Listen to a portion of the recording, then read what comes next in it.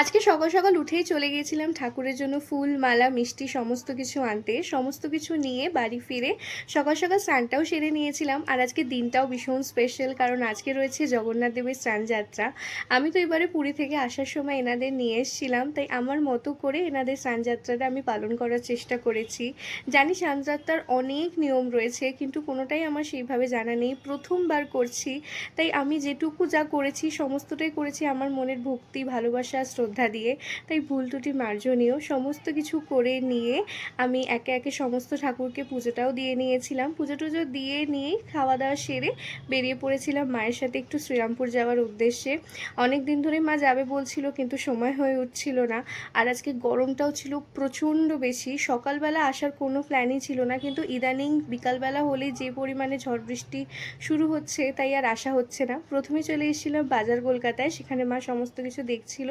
বেরিয়ে একটু লেবু জল খেয়েছিলাম, তবে একদম সেটা ভালো খেতে ছিল না।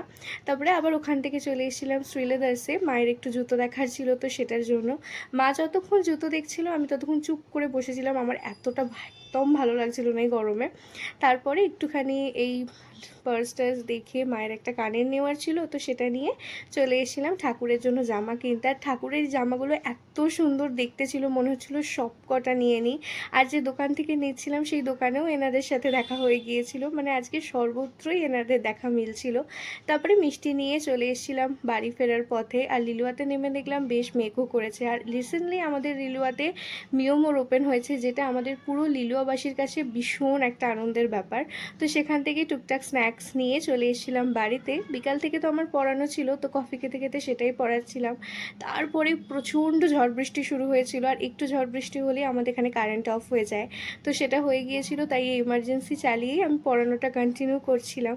আর রাত্রিবেলা এসেছিল এই পুলপুলিটা আমাদের সাথে দেখা করতে। আর রাতের ডিনারটা করে তারপরে শুয়ে পড়েছিলাম। আজকের জন্য এইটুকু।